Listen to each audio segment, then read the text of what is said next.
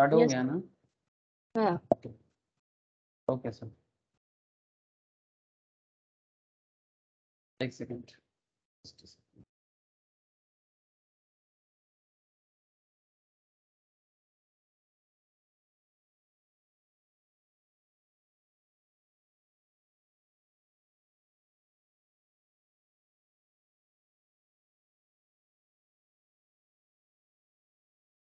Okay चलो,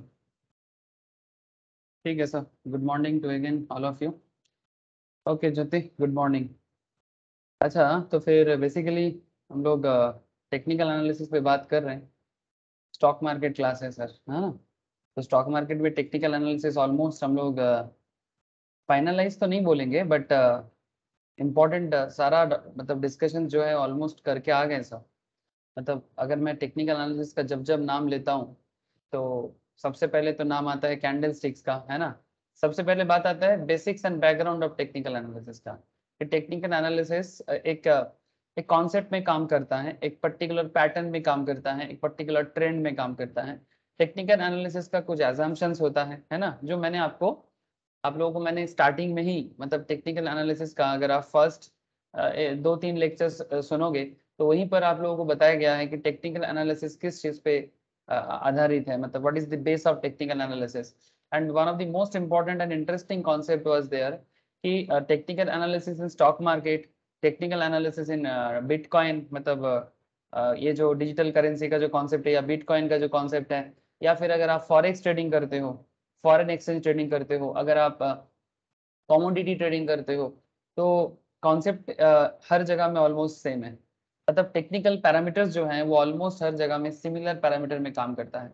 हाँ, अगर आप बोलोगे सर तो फिर एसेट क्लास, हाँ एसेट क्लास अलग है ऑब्वियसली। लाइक कमोडिटी का एसेट का फंडामेंटल, स्टॉक मार्केट का इक्विटी का फंडामेंटल्स, और फॉरेक्स मार्केट में लाइक करेंसी का फंडामेंटल्स या बिटकॉइन का फंडामेंटल्स ऑब्वियसली सेम नहीं होता है, नो डाउट, ठीक है।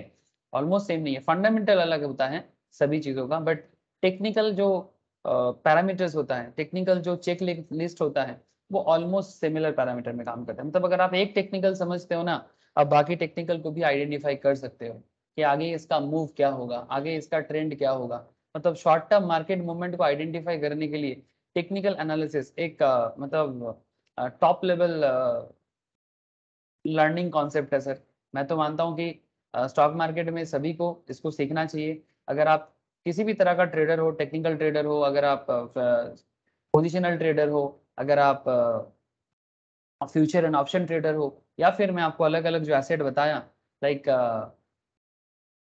बिटकॉइन वगैरह में, जहां पर भी आप ट्रेडिंग करते हो वो हर जगह में आप ये कॉन्सेप्ट को यूज कर सकते हो। बट सर डिटेल्स में सीखना जरूरी है, डिटेल्स में सीखना जरूरी है। सो मेरा आज का जो कॉन्सेप्ट रहेगा, ओके ज्योति, आज का कॉन्सेप्ट बहुत ही इंटरेस्टिंग होने वाला है, बिकॉज आज मैं आप लोगों के साथ कैंडल स्टिक्स नहीं, वॉल्यूम नहीं, इंडिकेटर्स नहीं, ठीक है, RSI नहीं, ये सब नहीं। आज मैं ना कुछ इंपॉर्टेंट फेमस मार्केट ट्रेडर थे एक जमाने में, उन लोगों का बना हुआ कुछ थ्योरी है, ठीक है। जैसे कि कुछ important and famous name in stock market, बहुत पॉपुलर नाम है सर। मतलब जितना भी कम कर लो, मतलब जितना भी कम बोल लो कम पड़ जाए, ठीक है, जितना ज्यादा बोल लो और कम पड़ जाए, ठीक है। तो कहने का मतलब है सर, आज मैं बात करूंगा आपके साथ एलियट वेव का। नाम सुना आप लोगों ने? हाँ सर, एलियट वेव, ठीक है। वेव थ्योरी के नाम पे जाना जाता है। डाउ जोन्स, है ना, ठीक है, चार्ल्स डाउ, ठीक है। मतलब ये डाउ जो है बेसिकली जिसके नाम पे USA में एक मार्केट भी चलता है, ठीक है, डाउ थ्योरी बोला जाता है सर, ठीक है। तो ये डाउ जोन्स का जो कॉन्सेप्ट है, ठीक है, दो फ्रेंड मिलके बनाता था, मेनली डाउ का आर्टिकल आता था, डाउ का आर्टिकल आता था US वॉल स्ट्रीट जर्नल में, उनका वो आर्टिकल एडिट करता था। तो उनका जो वॉल स्ट्रीट जर्नल में जो उनका जो रेगुलर जो थ्योरी, मार्केट के बारे में जो प्रेडिक्शंस, मार्केट के बारे में जो एनालिसिस, शॉर्ट टर्म जो ट्रेडिंग एनालिसिस निकलता था ना, उसको बाद में कंपाइल करके डाउ थ्योरी बनाया गया sir. And it's a very very interesting concept. इसमें टेक्निकल पैरामीटर में बहुत हेल्प मिलता है, और बहुत सारा ट्रेडर सेम कॉन्सेप्ट को यूज करके मार्केट में अपना धूम मचाता है सर। सो क्या कॉन्सेप्ट है, चलो मैं बात करता हूँ, आपको धीरे धीरे समझ में आ जाएगा। चलो स्क्रीन शेयर मैंने कर दिया। आज निफ्टी, सर निफ्टी मोटा मोटी साइडवेज जाएगा हम लोगों का जो सोच था। हाँ ज्योति, जैसा हम लोगों ने सोचा था वैसा ही चल रहा है। मैं बोला था हम लोग, है ना, कि 1-2 हफ्ता ऐसा जाएगा। क्या लग रहा है? यस जैसा सर, इस भी साइडवेज ही रहेगा। साइडवेज ही रहेगा, जैसा हम लोगों ने आइडेंटिफाई किया था वैसा ही है। हम लोग जब मार्केट इस लाइन में था, है ना। सर ये तो टाटा मोटर्स है, कहाँ चला गया, कहाँ चला गया? निफ्टी निफ्टी निफ्टी निफ्टी, ये रहा निफ्टी, ये रहा। ठीक है, निफ्टी 17,576। हम लोग 18,000 के आसपास जब पहुंच गया था, 17,900, तब से हम लोग सोच रहे थे कि मार्केट बेसिकली रिट्रेस करेगा। ये रिट्रेस बोल सकते हैं इसको, रिवर्स तो नहीं बोलेंगे। रिट्रेस किया है, रिट्रेस करके अपने ट्रेंड के अगेंस्ट में थोड़ा सा साइडवेज जा रहा है। अगर फिर से अप ट्रेंड हो जाए तो उसको प्रॉपर रिट्रेसमेंट कहा जाता है सर। ठीक है, तो ठीक है, ये सब तो कैंडल स्टिक्स है। रिट्रेसमेंट के बारे में मैंने हाल फिलहाल में डिस्कशंस करके आया ना सर। रिसेंट ट्रेंड में मैं आप लोगों के साथ रिट्रेसमेंट के बारे में बात किया। अगर मैं आपको एक बार शो करूं कि सर हम लोग ऑलमोस्ट क्या क्या कॉन्सेप्ट डिस्कशंस कर लिए, तो आपको यहीं से मैं एक बार बता देता हूं, आप एक बार देख लो सर। देखो सर, जस्ट ए सेकंड, मैं थोड़ा पेन ले लेता हूँ।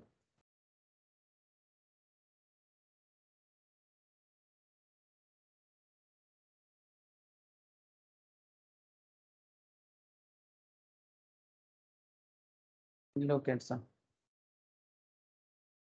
डाउ तो अभी पढ़ना है सर। डाउ के बारे में और एलियट वेव के बारे में डिटेल्स नॉलेज तो लेना ही है। बट अगर मैं आपको दिखाऊं कि अभी तक हम लोगों ने टेक्निकल एनालिसिस में कौन सा टॉपिक कवर कर चुके हैं, और ऑलमोस्ट हम लोग फाइनल स्टेज में आ रहे हैं सर। धीरे धीरे ही सही हम लोग पहुंच गए अपने डेस्टिनेशन के करीब करीब पहुंच गए सर। बस अभी जरूरी क्या है? प्रैक्टिस। ठीक है, practice makes a man perfect and practice makes the nation great. ठीक है, अगर प्रैक्टिस करोगे नेशन भी ग्रेट होगा, आप भी ग्रेट बनोगे। तो हम एक्चुअली क्या है, ह्यूमन रिसोर्स से ग्रेटनेस पे ही नेशन का ग्रेटनेस होता है। तो अगर आप देख पा रहे हो यहाँ पर, अगर आप दिखाई दे रहा है ना ज्योति, कंटेंट देखो। Yes sir. देखो बैकग्राउंड डिस्कशंस किए, फिर इंट्रोडक्शन टू टेक्निकल के बारे में बात किए, अलग अलग चार्ट टाइप्स के बारे में जाना, फिर कैंडल स्टिक से काफी डिस्कशंस हुआ sir. Candle sticks 1, candle sticks 2, single candle sticks, multiple candle sticks, बात चलता गया कैंडल स्टिक्स पे, चलता गया कैंडल स्टिक्स पे। फिर हम लोगों ने सपोर्ट रेजिस्टेंस के बारे में डिस्कशंस किए, वॉल्यूम के बारे में जाना, मूविंग एवरेज के बारे में जाना, इंडिकेटर्स में लंबा डिस्कशंस हुआ, रिट्रेसमेंट लेवल के बारे में बात किया, जहाँ स्पेशल रिट्रेसमेंट के बारे में भी मैंने बात किया, नॉर्मल रिट्रेसमेंट के बारे में बात किया ही मैंने, साथ में मैंने फिबोनाची या फिबोनाकी जो भी बोलो आप, ठीक है, फिबोनाकी रिट्रेसमेंट के बारे में भी मैंने बात किया। ठीक है, फिर हम लोग पहुंच रहे हैं सर, ये सब क्या है, चेकलिस्ट है। जब जब जब हमें टेक्निकली किसी पर्टिकुलर स्टॉक में ट्रेड लेना होता है, हमें ये सब चेक करके ट्रेड लेना पड़ता है सर। ठीक है, से फॉर एग्जांपल जैसे मैं टाटा मोटर्स देख रहा था, ठीक है, तो टाटा मोटर्स में मैंने ट्रेड ले रहा था लास्ट कुछ दिनों से। तो टाटा मोटर्स ने मुझे ट्रेडिंग में बड़ा ही हेल्प किया सर। ठीक है, तो अगर आप टाटा मोटर्स का ट्रेडिंग पैटर्न, एक लॉन्ग टर्म ट्रेडिंग भी था और कुछ शॉर्ट टर्म एरिया भी था। अगर किसी ने थोड़ा लॉन्ग टर्म पोजिशनल ट्रेडिंग लिया है 2-3 महीने के लिए, आप देख सकते हो कि किस तरह से 5-6 महीने का भी अगर जोन देखोगे तो टाटा मोटर्स ने कैसा डेवलपमेंट दिया है। ठीक है, अगर जिसने भी ये 400 जोन में भी अगर किसी ने लिया है, तो जस्ट इमेजिन करो कि किस तरह का सिचुएशन यहाँ पर क्रिएट हुआ है टाटा मोटर्स में। ठीक है, तो नाउ क्वेश्चन इज दैट, लेकिन उससे भी बढ़िया अगर आप देखोगे लास्ट कुछ months, like last 5-6 months Tata Motors का मतलब ऑलमोस्ट साइडवेज मार्केट में है। और कभी ये अप होता है तो कभी ये डाउन होता है, फिर कभी अप होता है फिर कभी डाउन होता है ना, फिर कभी अप होता है तो फिर कभी डाउन होता है, फिर इसे डाउन हो गया फिर से अप हुआ। ठीक है, ये जो पैटर्न देख रहे हैं ना सर, ये ऐसा पैटर्न ना ट्रेडिंग में बड़ा हेल्प करता है।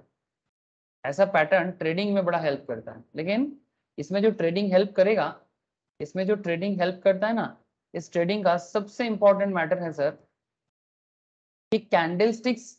सबसे पहले क्या है आपको कंफर्म करना है, चेकलिस्ट क्या बताता है। ऐसे मैं मेगा चेकलिस्ट के बारे में बात करने वाला हूँ बहुत जल्दी। ठीक है, इसमें सारा चेकलिस्ट पॉइंट को एक करके मैं आपके साथ बात करूंगा।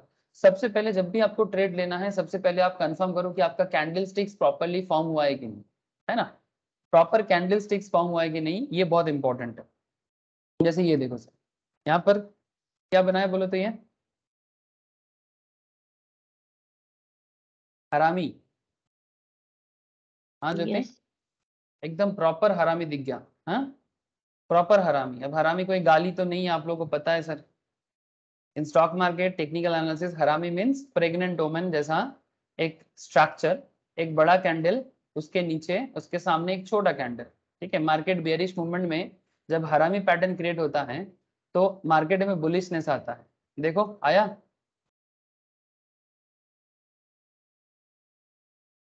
बियर मार्केट पहले प्रीवियस ट्रेंड बियर था, बियर मार्केट में जैसे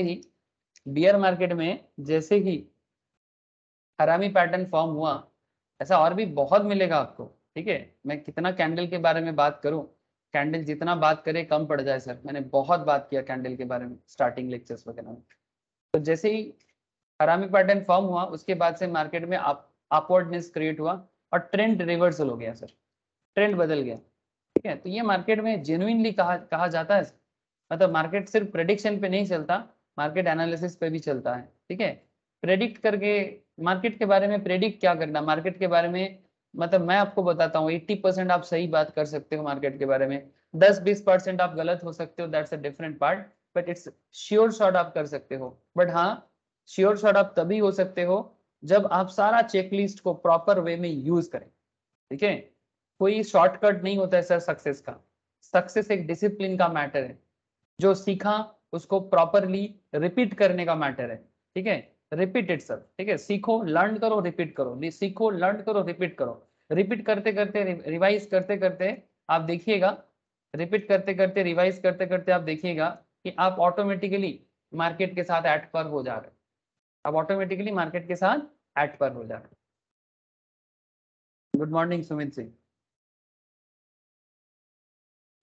गुड मॉर्निंग सर। तबीयत सही है सुमित जी? हेल्थ ठीक है अभी? नहीं, अभी भी ठीक नहीं हुआ? नहीं, बहुत तबीयत खराब है सर, बहुत टेस्ट हुआ है मेरा, डॉक्टर दिखा रहे हैं? कुछ पकड़ा नहीं रहा है सर। एक्चुअली मेरा यूरिन कल्चर टेस्ट हुआ है, किडनी टेस्ट हुआ है, मलेरिया, डेंगू, हाँ करीबन 7,000 रुपये का टेस्ट हुआ सर।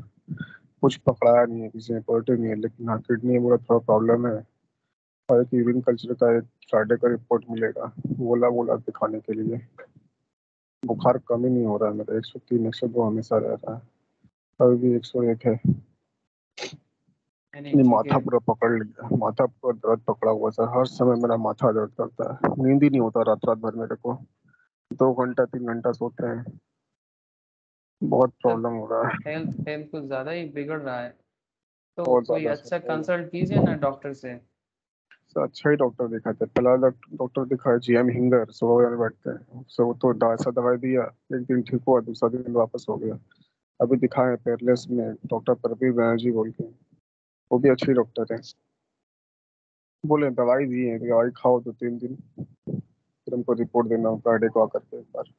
नहीं, मेंटली स्ट्रांग रहिए, ठीक हो जाएगा, इतना क्यों मन खराब मत कीजिए। तबीयत खराब होने से समझ सकता हूँ, थोड़ा नेगेटिविटी आता है।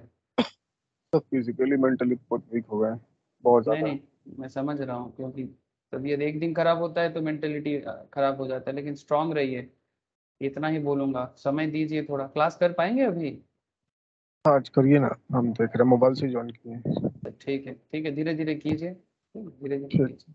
क्या पढ़ा है सर ऐसे? सर ऐसे तो एलियट वेव और इसके बारे में बात करना है, डाउ के बारे में बात करना है। ठीक है, 2-3 स्पेशल थ्योरी है, स्पेशल ट्रेंड है, उसके बारे में बात करना है, लेकिन मैं अभी थोड़ा चेकलिस्ट समझा रहा हूँ कि जब जब मार्केट में हमें टेक्निकल करना होता है तो क्या क्या देखना चाहिए होता है, उसको मैं थोड़ा रिपीट कर रहा हूँ। और रिपीट करते करते हम लोग यहाँ पर टाटा मोटर्स में ट्रेडिंग लिया था मैंने, उसके बारे में मैं बात कर रहा हूँ। ठीक, जैसे मैं यहाँ पर ये ट्रेड लिया था एक, ठीक है, तो टाटा मोटर्स पे, तो इसमें एक बहुत अच्छा एक कैंडल मिला मुझे, कि बेरिश पैटर्न था और हरामी क्रिएट हुआ, उसी के बारे में मैं थोड़ा बात कर रहा था कि जब हमें एक प्रॉपर कैंडल स्टिक्स आइडेंटिफाई हो जाए, ठीक है, तो उसके बाद हमें कंफर्मेशन मिल जाता है कि आगे क्या करना चाहिए। ठीक है, तो ट्रेंड के बारे में आइडेंटिफिकेशन सबसे पहले हमें चेकलिस्ट के साथ ही चलना चाहिए। ये टेक्निकल एनालिसिस का ना एक अचूक मतलब इट्स अ मतलब श्योर शॉट पैटर्न होता है, ठीक है, जिसके बारे में मतलब ऐसा नहीं कि मार्केट तुक्का से एकदम नहीं चलता, मार्केट 10-20% तुक्का से चल सकता है, बट 70-80% आप ऑलवेज मार्केट को प्रेडिक्ट कर सकते हो, ठीक है। ये कोई ड्रीम 11 नहीं है, ठीक है। ड्रीम 11 में जैसे हम प्लेयर सेलेक्ट करते हैं, पता नहीं कौन रन करेगा, जैसे मैं कल थोड़ा सा किया था, मुझे लगा था रविचंद्रन अश्विन रन कर विकेट लेगा। हाँ, कल मेरा कैप्टन सही बन गया था, मैं सोचा था रोहित शर्मा रन करेगा, मेरा प्रेडिक्शन सही था। लेकिन उसमें प्रेडिक्शन में थोड़ा सा एनालिसिस होता है, अगर थोड़ा क्रिकेट का समझ है, थोड़ा बहुत कभी कभी ठीक हो जाता है, बट ऑलवेज नहीं होता। लेकिन technical analysis is not like that. यहाँ पर पैटर्न बहुत ज्यादा काम करता है, बहुत ज्यादा। मतलब मैं आपको क्या बता रहा हूँ कि आप 70-80% टाइम पे आप सही रहोगे, तो ये आपको ऑलवेज अगर आप प्रॉपरली फॉलो करोगे, ठीक है। तो जो मैं आपको वही बता रहा था कि जब जब हमें ट्रेड लेना होता है, सबसे पहले हमें कैंडल स्टिक्स को कंफर्म करना है, ठीक है। चाहे वो सिंगल, मैं इसके बारे में एक आपको बताऊंगा, एक चैप्टर आएगा सर पिवोट रेंज का, जहां पर मैंने आपको सारा का सारा चेकलिस्ट को फॉलो करके ट्रेड लेने के बारे में एकदम लास्ट गाइडेंस दूंगा, ठीक है। तो थोड़ा वेट कीजिए, क्योंकि ऑलमोस्ट हम लोग कंप्लीशन स्टेज में ही पहुंच रहे हैं, ठीक है। टेक्निकल का मेन सारा चीज कवर कर चुके हैं, अभी क्या करना है ना, ऑर्गेनाइज करना है। सीखे तो बहुत सारी चीजें, ठीक है, और भी कुछ चीजें सीखना थोड़ा बाकी रह गया, बट लास्ट में क्या करना है, सारे चीज को ऑर्गेनाइज करेंगे और फिर देखिएगा आप वर्चुअल ट्रेड लीजिए स्टार्टिंग में, फिर धीरे धीरे अपना पैसा को इन्वेस्ट करना भी स्टार्ट कीजिए। मार्केट में दम है सर, और मार्केट से भी ज्यादा दम नॉलेज पे होता है, ठीक है। तो जैसे आप यहाँ पर देखिए, सबसे पहले कैंडल स्टिक्स को कंफर्म कीजिए, फिर कैंडल स्टिक्स के बाद सपोर्ट रेजिस्टेंस को कंफर्म करना पड़ता है, वॉल्यूम को कंफर्म करना पड़ता है, मूविंग एवरेज का बहुत ही इंटरेस्टिंग कॉन्सेप्ट था, इंडिकेटर्स बहुत होता है ऐसे, ठीक है। लेकिन मैक्सिमम 3-4 इंडिकेटर्स अगर प्रॉपरली यूज करना सीख गए ना सर, आपको इतना सारा इंडिकेटर में दिमाग नहीं लगाना होता। मेन 4-5 इंडिकेटर्स बहुत है। रिट्रेसमेंट लेवल का एक प्रॉपर नॉलेज जो मैंने आप लोगों के साथ डिस्कस किया, साथ में फिबोनाची को भी यूज कीजिए, बहुत हेल्प करता है। अभी जो मैं आपके साथ बात करने जा रहा हूं दैट इज डाउ, ठीक है। डाउ में भी आपको टेक्निकली बहुत हेल्प मिलता है। ये तो मतलब क्या बोले सर, पुराना सोना है ना, जैसे पुराना सोना बहुत अच्छा होता है ना सर। जैसे बंगाली में एक कहावत है, आप लोगों को शायद नहीं पता होगा बिकॉज आप लोग बंगाली से बैकग्राउंड से नहीं हो। अगर रोशनी होता या फिर कोई और होता जो बंगाली बैकग्राउंड से, शायद पकड़ लेता। एक एक कहावत है सर कि पुरानो चाल भाते बाड़े। मैं समझाता हूँ। मतलब अगर आपके घर में ओल्ड राइस है ना, पुराना मतलब काफी दिनों से पुराना अगर राइस है, तो कहा जाता है कि ओल्ड राइस से मतलब ओल्ड राइस अगर आपके घर में है ना, जिसको हम लोग चावल बोलते हैं, मतलब न्यू राइस से ओल्ड राइस ना मतलब अमाउंट में बढ़ जाता है। तो मेरा डाउ के बारे में कहना ही है कि it's a very old theory, but still not just in Indian market, also in US market, in European market, डाउ इज स्टिल सेलिब्रेटेड एक कॉन्सेप्ट है। बहुत लोग डाउ का क्रिटिसाइज भी करता है, जिसको क्रिटिसाइज करना है वो करे। डाउ का कुछ लिमिटेशंस भी है because it's a very old concept, but still इतना सेलिब्रेटेड मॉडल है कि अभी भी जो लोग डाउ को समझता है और जो डाउ को पकड़ लिया, ठीक है, वो मार्केट में अपना खेल खेल देता है, ठीक है। डाउ के साथ साथ another old theory, wave theory, इसको हम लोग एलियट वेव बोलते हैं, एलियट वेव थ्योरी, इसके बारे में भी मैं आपके साथ बात करूंगा। इसके साथ और एक थ्योरी है, मतलब थ्योरी पे थ्योरी है आज, ठीक है। और एक थ्योरी है, थ्योरी का नाम मैं बताता हूँ। जैसे ये एलियट वेव के बारे में मैंने स्पेशल नोट्स भी रेडी किया आप लोगों के लिए, ठीक है। मतलब ये डाउ के साथ साथ एलियट को भी जानना है, ठीक है। ये एलियट वेव कैसे काम करता है, डाउ पहले जानेंगे, फिर डाउ के साथ एलियट वेव को कंपेयर करेंगे। कोई अलग नहीं बोल रहा है, थोड़ा सा अपना अपना मॉडिफिकेशन है। डाउ का कहना, एलियट वेव का कहना थोड़ा अपने अपने पैटर्न में है, बट कहीं ना ये लोग मार्च कर जाता है, कहीं ना कहीं ये लोग एक जगह में आके मार्च कर जाता है, ठीक है। तो जैसे मैंने डाउ के बारे में अभी ज्यादा बात करूंगा, फिर साथ में मैं एलियट वेव भी स्टार्ट करूंगा 1-2 दिन में, ठीक है। और उसके साथ मैं आपको और एक इंटरेस्टिंग चीज पे बात करूंगा, जिसका नाम है, ये इनका इसका ये बहुत ही सेलिब्रेटेड नाम है, बट इसका नाम से ज्यादा इसका पैटर्न का पॉपुलैरिटी ज्यादा है। पैटर्न का नाम है sir cup and handle pattern. नाम सुना है आप लोगों ने? हाँ sir, cup and handle pattern, ठीक है। It's a very popular name, specially इसका जो लुकिंग्स के कारण ये जो कप एंड हैंडल है ना, ये कप हैंडल इतना पॉपुलर हुआ है, ठीक है। कप हैंडल, नाम ही है कप एंड हैंडल, ठीक है। तो कप एंड हैंडल दुनिया भर में बड़ा ही पॉपुलर है, ठीक है। इसे टेक्निकल इंडिकेटर्स मैं आपको दिखाता हूँ कि कैसे देखने में होता है। जिसने बनाया ये अमेरिकन टेक्नीशियन है, विलियम जो ओनेल, ठीक है। ये कप एंड हैंडल पैटर्न को 1988 में बोला था, ठीक है। तो आप समझ ही रहे हो, मतलब अगला जो 3-4 लेक्चर्स आने वाला है, 2-3, उसमें हम लोग ना डाउ, एलियट, ओनेल, इनके बारे में बात करेंगे। ये देखो सर, ये है कप एंड हैंडल, दिखाई दे रहा है। मैं अभी डिस्कस ज्यादा नहीं करूंगा, ठीक है। लेकिन आपको देखिएगा ये डाउ, कप एंड हैंडल, वेव, कहीं ना कहीं सारा चीज ना मैच करके एक आपके दिमाग में एक अलग ही नॉलेज क्रिएट करेगा। मेरा पर्सनल बिलीव है, आप भी इतना बिलीव के साथ करिए, देखिएगा आपको बहुत हेल्प मिलेगा, ठीक है। तो जैसे ये कप एंड हैंडल को मैं अगर आपको मैं दिखाऊं, ये आपको मैं एक दूसरे जगह से लेके इसको दिखा, बट इसको अगर हम लोग लाइव मार्केट में देखते हैं, वो भी लाइव मार्केट से लिया हुआ है, but if you look at this here, ठीक है। कप हैंडल को हम लोग यहाँ पर एक बार देखने का कोशिश करते हैं। ये देखिए, ये टाटा मोटर्स के अंदर मैंने कप एंड हैंडल रेडी किया।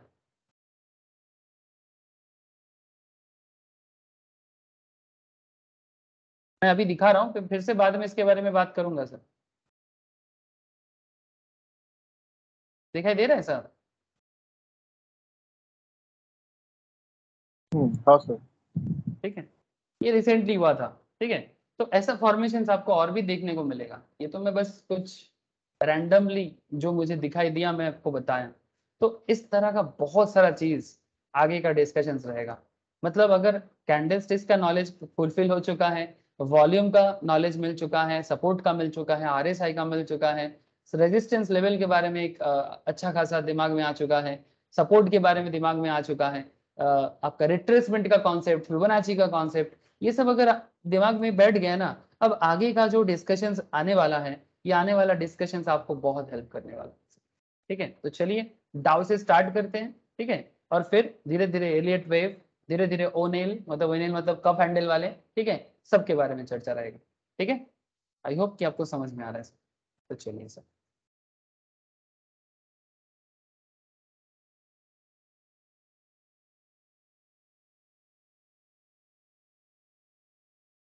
टेक्निकल एनालिसिस बहुत इंटरेस्टिंग। अगर आप इसको इवन नॉट जस्ट ये स्मॉल मतलब जो ट्रेडर है सिर्फ उनके लिए नहीं, ये डाउ का कॉन्सेप्ट ना, डाउ का कॉन्सेप्ट इन्वेस्टर के लिए भी बहुत हेल्पफुल है। आपको मैं बता के रखूँ सर, ठीक है। डाउ का कॉन्सेप्ट, एलियट वेव का कॉन्सेप्ट, ठीक है, ओनेल का कॉन्सेप्ट, मतलब कप हैंडल का कॉन्सेप्ट इन्वेस्टर के लिए भी काफी वाइटल माना जाता है सर मार्केट में। मतलब not just in Indian market sir, मैं बार बार बता रहा हूँ, is all over the world, ठीक है, is all over the world. तो जैसे कि डाउ, तो डाउ का प्रिंसिपल क्या है ये थोड़ा जानना है। ऐसे मैं लास्ट दिन थोड़ा सा स्टार्ट किया था, बट मुझे लगता है कि एक बार रिपीट करना चाहिए, तो मैं रिपीट करता हूँ एक बार, ठीक है। मैंने ऐसे डाउ के बारे में लास्ट दिन स्टार्ट किया था, फिबोनाची को समझाने के बाद मैंने डाउ के बारे में डिस्कशंस करना स्टार्ट किया था। सर डाउ, डाउ जो है ना sir, Dow theory has always been a very integral part of technical part. Dow theory was usually extensively even before western world discovered candlesticks. Actually जब वेस्टर्न वर्ल्ड मतलब यूरोपियन एंड यूएसए का जो market है, ये जब जिस time पे इनको कैंडल स्टिक्स का पता तो बाद में लगा, स्पेशली जापान से गया ना कैंडल स्टिक्स, तो इनको पहले ना कैंडल स्टिक्स का इतना नॉलेज नहीं था। पहले ये लोग ना ये डाउ का जो कॉन्सेप्ट है इन पे बहुत ज्यादा बिलीव करता था, ठीक है। तो कैंडल स्टिक्स, और उसके बाद धीरे धीरे क्या हुआ, कैंडल स्टिक्स एंड डाउ थ्योरी दोनों पैरेलल यूज करना चालू हुआ। डाउ theory was introduced by Charles H डाउ, ठीक है। एंड इसी ने बाद में Dow Jones financial news service भी बनाया था वॉल स्ट्रीट जर्नल में, और उसी से उनका जो आर्टिकल आता था 1900 के आसपास के टाइम में, मतलब आज से 100 ईयर्स बैक, ठीक है, 100 ईयर्स बैक। मैं आपको इसीलिए बोला था ओल्ड इज गोल्ड, ठीक है। तो यही ओल्ड है बट गोल्ड है। तो जैसे मैं आपको बंगाली में बोला ना कि पुरानो चाल भाते बढ़े, मतलब अगर ओल्ड राइस है अमाउंट में बढ़ जाता है, ठीक है। तो ये देखो, इसका मैक्सिमम क्रेडिट जाता है विलियम पी हैमिल्टन को, जिन्होंने एक्चुअली 27 ईयर्स का जो डाउ का कॉन्सेप्ट है जो आर्टिकल में छपता था उनको पब्लिश किया चार्ल्स डाउ ने, और पब्लिश करके फिर आज हम सब के लिए ये अवेलेबल हो गया, ठीक है, हम सब के लिए अवेलेबल हो गया। तो बेसिकली ये अवेलेबिलिटी, थैंक्स, पूरा क्रेडिट गोज जाते हैं उनको। तो चार्ल्स डाउ के नाम पे एक डाउ जोन्स इंडस्ट्रियल एवरेज भी है, आप लोगों को पता होगा। हाँ सर, इंडस्ट्रियल एवरेज का पता है ना सर? हाँ सर, सुना है सर, लेकिन क्या है पता नहीं। चलो मैं दिखा देता हूँ। मतलब डाउ कोई नॉर्मल इंसान नहीं है, ठीक है। मतलब आज डाउ के नाम पे यूएस में डाउ जोन्स इंडेक्स भी चलता है, ठीक है।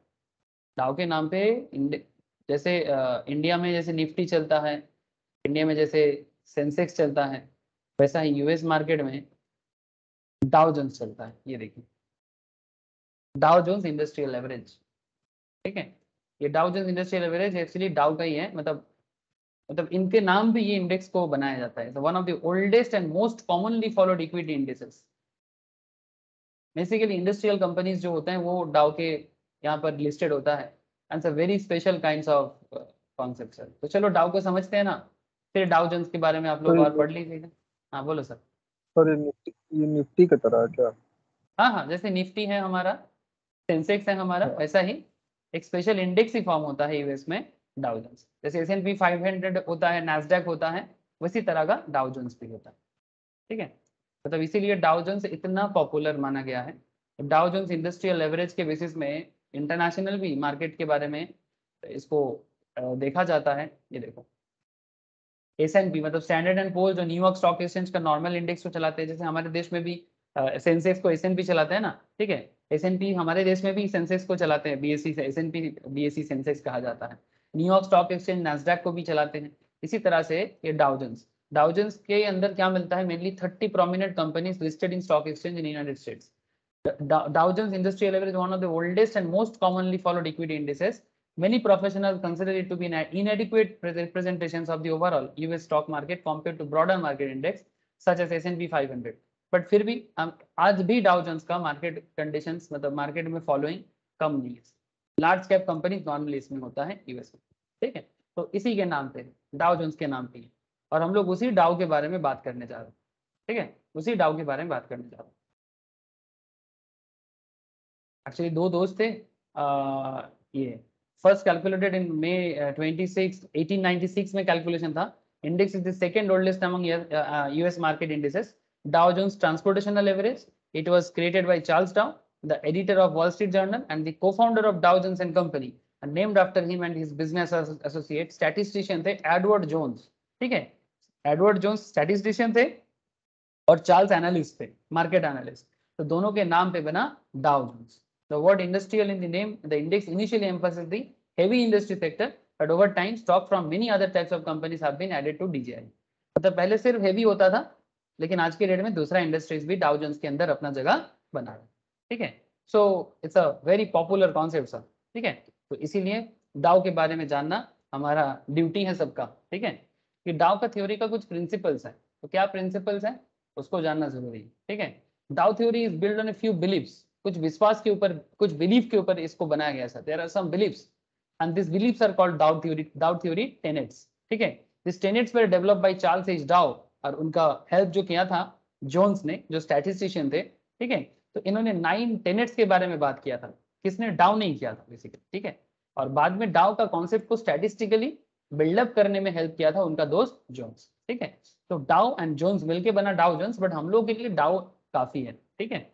तो इसका जो कुछ पैरामीटर है इसको मैं आपको फटाफट बता देता हूँ एक बार, ये भी मैंने लास्ट दिन बताया था, लेकिन आपको मैं इसका ग्राफिकल प्रेजेंटेशन से एक बार बात करता हूँ कि डाउ जो कहता है, डाउ मार्केट के बारे में कुछ कहना पसंद करता है। क्या बताते हैं जानते हो कि मार्केट का 3 फेज होता है mainly, there are mainly 3 phase of market. और भी फेज है, उस फेज को भी कैसे आइडेंटिफाई किया जाएगा वो भी मैं आपके साथ डिस्कस करूंगा। ये देखो सर, डाउ पैटर्न का भी कुछ पैटर्न है, जैसे हम लोग कैंडल स्टिक्स पैटर्न तो करते ही हैं, बट कैंडल स्टिक्स के साथ साथ कैंडल स्टिक्स को देखते हुए हम लोग डाउ का कुछ पैटर्न होता है, 4 पैटर्न होता है सर। जैसे मैं अभी आपको मैंने कुछ पैटर्न दिखाया ना, कप एंड हैंडल वाला, ओ नेल का, ठीक है। वैसा ही डाउ का भी कुछ पैटर्न होता है, double bottom double top formation, triple bottom triple top formation, range formation, flag formation, ऐसा इंपॉर्टेंट फॉर्मेशन है, ठीक है। इस देखने में कुछ ऐसा है, ये देखो सर, ऐसे मार्केट में, लाइव मार्केट में भी मैं दिखाता हूँ, ऐसे तो ये लाइव से ही लिया गया स्क्रीनशॉट है, सिप्ला का है, ठीक है। ये देखो 2 डबल बॉटम फॉर्म हुआ है। मैं समझाता हूँ कि इससे इसको कैसे आइडेंटिफाई करना है। ये देखो सर 2 डबल टॉप फॉर्म हुआ है, तो 2 डबल टॉप फॉर्मेशंस, ठीक है। ट्रिपल टॉप, ये देखो 3 टॉप फॉर्म हुआ है। अब ये 3 ट्रिपल टॉप क्या बताता है, ठीक है। ऐसा बहुत सारा पैटर्न, ये देखो 3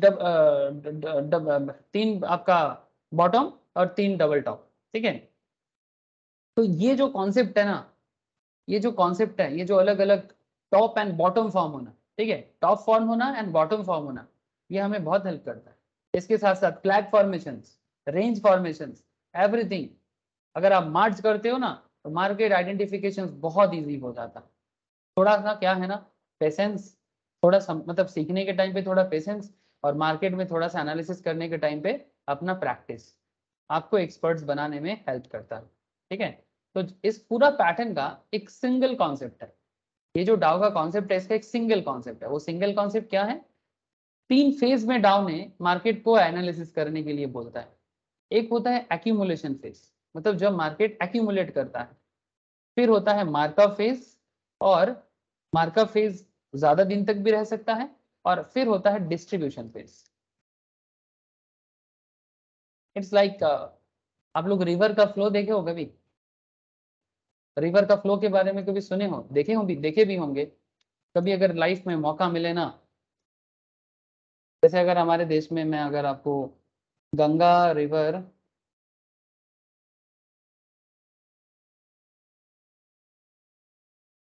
वे मैप, ये देखिए सिंपल मैं आपको मार्केट के साथ थोड़ा सा गंगा का भी बात कर रहा हूँ आपके साथ, जस्ट ट्राई टू अंडरस्टैंड। मैं ज्यादा कुछ नहीं बताना चाहूंगा आपको, एक सिंगल सा कॉन्सेप्ट बताना चाहूंगा। इट्स लाइक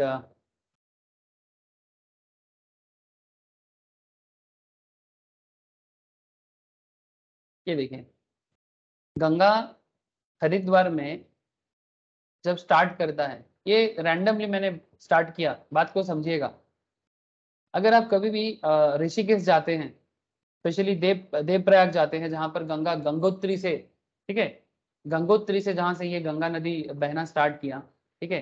गंगोत्री जो ग्लेशियर्स है, ठीक है, ग्लेशियर्स के पास गंगा नदी इतना बड़ा नहीं है, बहुत छोटा सा है। कभी आप हो सके तो यूट्यूब में वीडियोस भी देख सकते हैं अगर नहीं गए तो, और अगर कभी मौका मिले लाइफ में, मस्ट विजिट सर, ठीक है।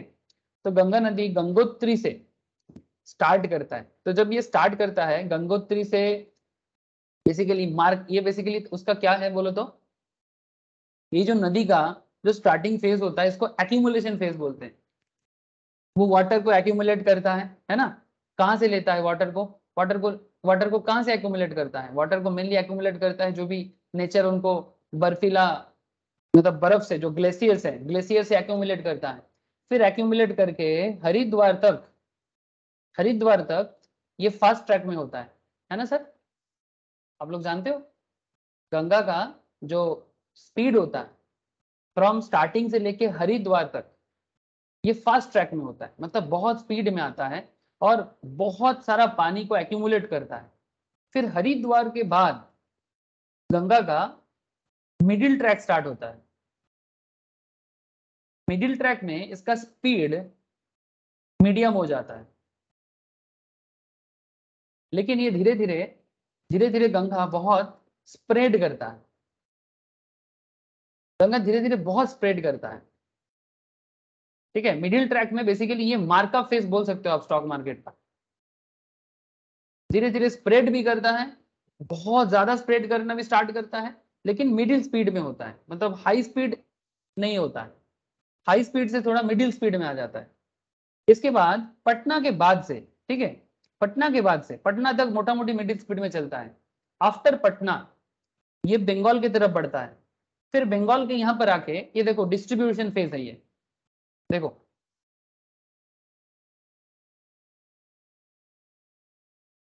ये गंगा का डिस्ट्रीब्यूशन फेज है। अब क्या करता है देखो, जब गंगा बंगाल में आया, बंगाल में एंटर करने के बाद ये बेसिकली मुर्शिदाबाद डिस्ट्रिक्ट है, ठीक है। मुर्शिदाबाद में गंगा नदी 2 हिस्सों में बढ़ जाता है, डिस्ट्रीब्यूट हो जाता है। एक हिस्सा पद्दा के नाम पे, एक हिस्सा पद्दा के नाम पे, पद्मा बोलते नहीं है सर, बंगाली में पौधा बोलते हैं, ठीक है, हिंदी में बोलते हैं Padma, but this is a पौधा, ठीक है। तो एक हिस्सा पद्दा बोल के बांग्लादेश की तरफ चला जाता है, और दूसरा हिस्सा भागीरथी, मतलब एक्चुअली यहां तक इसका नाम भागीरथी था, दूसरा हिस्सा हुगली के नाम पे, हुगली के नाम पे पश्चिम बंगाल के अंदर आ जाता है, ठीक है। अब जब यहाँ पर इसके बाद जो इसका जो आकार है ना और चौड़ा हो जाता है, ये और बढ़ जाता है साइड में, लेकिन स्पीड स्लो हो जाता है, काफी स्लो हो जाता है, और जब ये कोलकाता के पास पहुंचते हैं ये सुपर स्लो मोड में हो जाता है।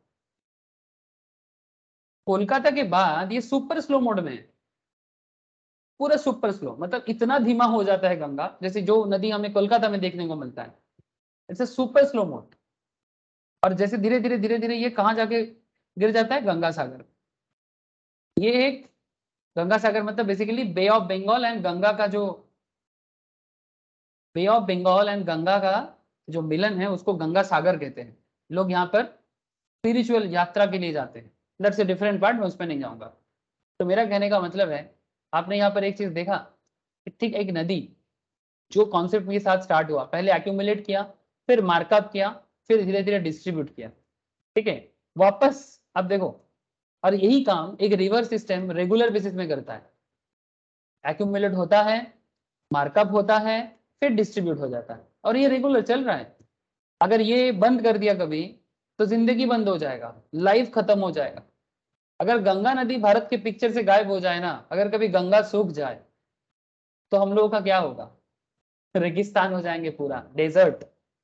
नाउ इस कॉन्सेप्ट को अगर मैं आपको डाउ के थ्योरी के साथ कंपेयर करूं, आपको देखिएगा कितना इजी लगता है कि क्या कॉन्सेप्ट है स्टॉक मार्केट का। स्टॉक पहले एक्यूमुलेशन करता है, फिर मार्कअप करता है, फिर मार्कअप फेज थोड़ा चलता है, ये थोड़ा लंबा भी हो सकता है, और फिर मार्केट डिस्ट्रीब्यूट होता है। मतलब पहले मार्केट साइडवेज जिसको हम लोग सोचते हैं, वो बेसिकली मार्केट के हिसाब से एक्यूमुलेशन फेज, फिर धीरे धीरे मार्केट जब ट्रेंड पकड़ता है, इसको हम लोग मार्कअप फेज बोलते हैं, और मार्कअप जब अपना हाईएस्ट लेवल में आ जाता है, फिर मार्केट में सेल नजर आता है, और फिर मार्केट डिस्ट्रीब्यूट करना चालू करता है। बहुत हो गया मेरा, अब डिस्ट्रीब्यूट करो, और फिर से एक जर्नी कंप्लीट होने के बाद फिर सेकेंड जर्नी, जैसे एक नदी का साइकिल चलता रहता है। ऐसा तो नहीं ना, जो मैंने आपको गंगा के बारे में कहा, जो मैंने आपको गंगा रिवर के बारे में कहा, ऐसा तो नहीं है कि गंगा एक बार बह गया फिर बंद हो गया। हाँ सर ज्योति, बात समझ में आ रहा है कि मतलब एक बार स्टार्ट किया गंगा ने रिवर वाटर फ्लो करना, एक बार बंद हो गया तो फिर बंद हो गया, ऐसा तो नहीं है ना।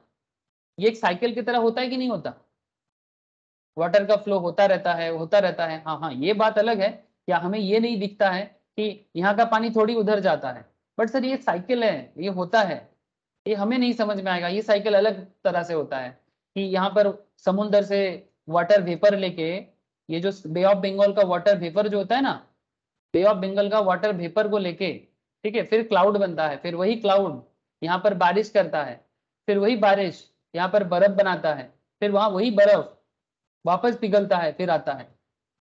ये बड़ा ही इंटरेस्टिंग कॉन्सेप्ट है सर, मार्केट और नेचर।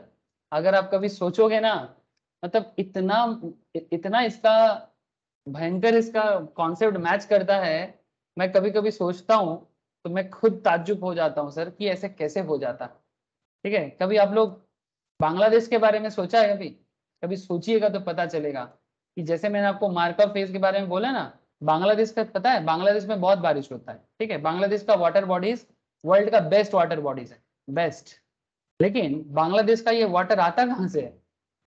हाँ सर, बांग्लादेश का वाटर बॉडीज वर्ल्ड का बेस्ट वाटर बॉडीज है। मैं आपको लिख, मतलब मैं नहीं बता रहा हूँ, these are from the economics research से बताया जा रहा है sir, world best water bodies in Bangladesh.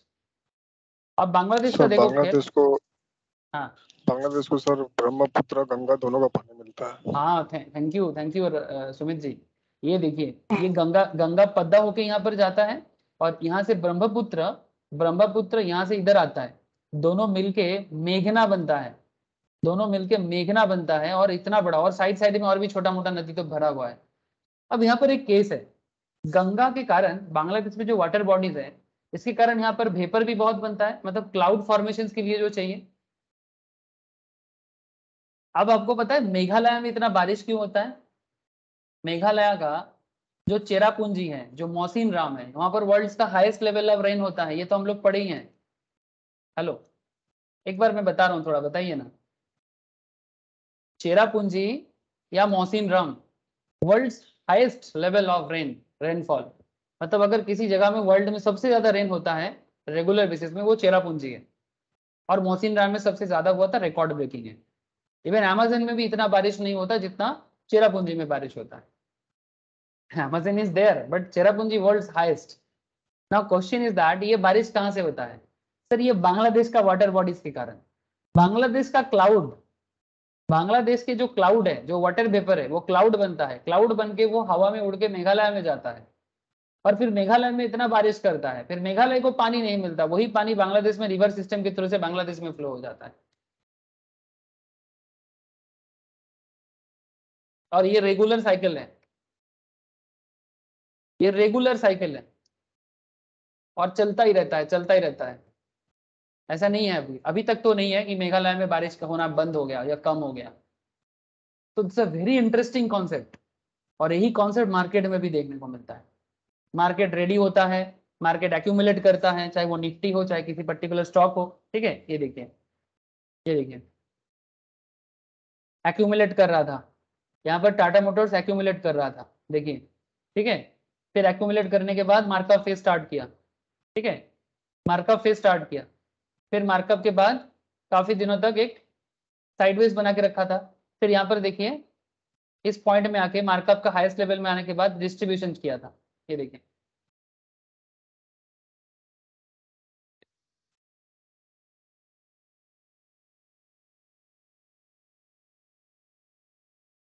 और ये ना आप किसी भी टाइम फ्रेम में देख सकते हैं, किसी भी टाइम फ्रेम में। ये मैंने थोड़ा बड़ा फ्रेम में दिखाया ना, आप थोड़ा छोटा फ्रेम में देखना चाहते हो, चलो मैं थोड़ा सा इसको छोटा कर लेता हूँ। लुक एट अगेन, ये देखिए मार्केट एक ट्रेंड में चलता है वो अलग बात, बट यहाँ पर देखिए मार्कअप फेज, सॉरी मार्कअप तो बाद में आता है, पहले क्या आता है एज पर दी डाउ, बताइए। सबसे पहले एक्यूमुलेट करता है, तो पहले एक्यूमुलेशन किया शॉर्ट फ्रेम में, ठीक है, एक्यूमुलेशन किया, मार्कअप किया, डिस्ट्रीब्यूट कर दिया। ये मोटा मोटी 1 मंथ रेंज में है, एक्यूमुलेट करना, मार्कअप करना, डिस्ट्रीब्यूट करना, एक्यूमुलेट करना, मार्कअप करना, डिस्ट्रीब्यूट करना, चलता रहता है। देखो एक्यूमुलेट करना, मार्कअप करना, फिर डिस्ट्रीब्यूट करना, फिर से एक्यूमुलेट करना, मार्कअप करना, डिस्ट्रीब्यूट करना। ये जैसा एक मतलब जितना शॉर्ट करेंगे उतना प्रॉपर नहीं दिखेगा, बट ये एक ट्रेंड आपको हमेशा नजर आएगा। आप देखते रहिए मार्केट को, एक्यूमुलेट करेगा, ये देखिए अगेन एक्यूमुलेट करेगा, मार्कअप करेगा, कुछ दिन रहेगा, फिर डिस्ट्रीब्यूट करेगा। हेलो सर, बन रहा है कि नहीं बन रहा है? देखिए बार बार नजर आएगा, एक बार नहीं, बार बार नजर आएगा। तो ये जो कॉन्सेप्ट है ना, इस कॉन्सेप्ट को थोड़ा दिल से और दिमाग से समझना है कि ऐसा क्यों होता है, ऐसा क्यों होता है। ठीक है, तो इसके लिए डाउ का 9 प्रॉपर 9 कॉन्सेप्ट है। First, indices discount everything. इसका मतलब डाउ ये बताना चाहता है stock market indices discount everything which is known and unknown in public domain. चाहे हमें पता हो ना हो, चाहे हमें पता हो ना हो, मार्केट को जो समझ में आता है मार्केट आपको वही दिखाता है। तो मार्केट जो दिखाता है वो सही है। If a sudden unexpected event occurs, the stock market indices quickly recalibrates itself to reflect the accurate value. Market जो दिखाता है सही दिखाता है।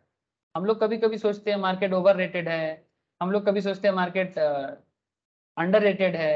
ठीक है, चाहे मार्केट अंडर रेटेड हो चाहे मार्केट ओवर रेटेड हो, अगर आपको हमें कभी लगता है आप लोगों को या हमें किसी को भी कि मार्केट थोड़ा हाई रेंज में जा रहा है, ठीक है, जो दिखा रहे वो सही दिखा रहा है, आगे जो होगा वो भी सही होगा, आज जो है वो भी सही है, कल जो होगा वो भी सही होगा, क्योंकि मार्केट जो भी शो करता है, मार्केट अपने हिसाब से करेक्शन जो भी दिखाते हैं सही है, ये मार्केट का जो कॉन्सेप्ट है ना, इसको बोलते हैं मार्केट डिस्काउंट एवरीथिंग। जैसे एक रिसेंटली एक स्टॉक आया, आप लोगों ने शायद देखा होगा, जिसके बारे में मैंने क्लास में डिस्कशंस भी किया था, सिरमा। सिरमा के बारे में मैंने रिसेंटली आपको बताया और मैंने बोला था कि लिस्टिंग गेन होने वाला है स्टॉक का, उसके बाद थोड़ा सा डाउन जाएगा। ठीक है, अब देखिए इसका लिस्टिंग गेन हुआ, फिर 2 दिन तक थोड़ा सा मार्केट में रहा, उसके बाद देखिए फिर से थोड़ा 290 रेंज में वापस आ गया। अनदर स्टॉक देखिए ड्रीम फोक्स, मैंने बोला था क्लास में इसका जबरदस्त लिस्टिंग होने वाला है। ये ड्रीम फोक्स कितने में आया था ज्योति, याद है? 326, 326 मैक्सिमम रेंज था इसका, और मेरा पूरा बिलीव था कि ये 400-500 रेंज में तो जाएगा, और लिस्टेड हुआ था, मतलब लिस्टिंग डे में ये कितने में गया था ड्रीम फोक्स? सर ये देखें 508, दिखाई दे रहा है ना, 326 टू 508, ये लिस्टिंग गेन होगा, मुझे पता था। मतलब ये मुझे मेरा एनालिसिस ये था कि हाँ ये जाने वाला है, और वही हुआ सर। उसके बाद ये थोड़ा सा अभी इधर उधर होगा, बट फिर भी 445 रेंज, 459 रेंज में चल रहा है। अभी ये कुछ दिनों तक लिस्टिंग गेन मतलब मार्केट में जिस रेट में आया था, अगर आपने आईपीओ के लिए अप्लाई किया तो आपको मोटा मोटी इस रेट में अप्लाई करना पड़ता। ठीक है, 326 46 शेयर्स। ठीक है, तो 326 इंटू 46 करके जितना होता है उतना आपको जमा करना पड़ता है। ऑलमोस्ट 15,000 के आसपास एक लॉट का प्राइस है।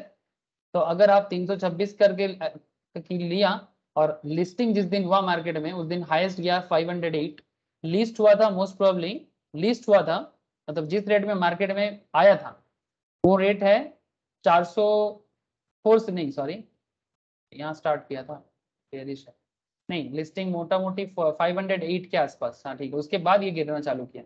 ठीक है, 508, मतलब 508 और 326 में डिफरेंस कितना होता है? 182। 182। ठीक है सर, तो 182 इंटू जितना शेयर होता है आप हिसाब लगाइए, तो कितना शेयर था? 46, तो 182 इंटू 46 एक लॉट का कितना होता है ज्योति? 8,372। 8,300 समथिंग, मतलब ये आपका एक दिन का प्रॉफिट रहा। हाँ, इसके लिए एक थोड़ा सा एक है कि हाँ बोलिए। या ये प्रॉफिट काट के निकल सकते हैं ना? हाँ ये प्रॉफिट काट के निकल सकते हैं ना अगर हमें आईपीओ अप्लाई किए होंगे तो? हाँ ऑब्वियसली, किया तो बहुत लोगों ने किया, मिला तो बहुत लोगों ने किया, मेरे स्टूडेंट्स में मेरे को भी मिला है। मेरे एक्चुअली मैंने अभी अप्लाई किया था, मेरे को नहीं मिला, बट मेरे फैमिली मेंबर का एक अकाउंट से किया तो उसको मिला है। एक्चुअली ये थोड़ा सा क्योंकि ये बहुत हाईफाई था, मुझे पता था ये मोनोपोली बिजनेस है, मैं बोला था क्लास में, फाइनेंस के क्लास में फंडामेंटल किया था मैं इसका, है ना ज्योति? ड्रीम फोक्स के बारे में भी और सिरमा के बारे में मैं दोनों में बहुत बहुत कॉन्फिडेंट था। और सिरमा भी बहुत अच्छा 220 में आया था, और लिस्टिंग दिया था 362, उसके बाद हाईएस्ट गया था 390, मतलब इसका भी एक दिन में 100 रुपीज के आसपास गेन था पर शेयर। इस पे भी मेरा 6-6.5 हजार का प्रॉफिट रहा है सर एक दिन का, पर लॉट का बता रहा हूँ। अब जितना लॉट के लिए मैंने एक ही लॉट के लिए मेरे को मिला था,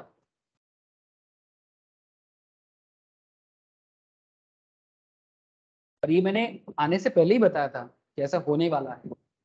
अब ज्योति मुझे पूछा सर कि इसका क्या होगा, सर मुझे टाइम नहीं मिला।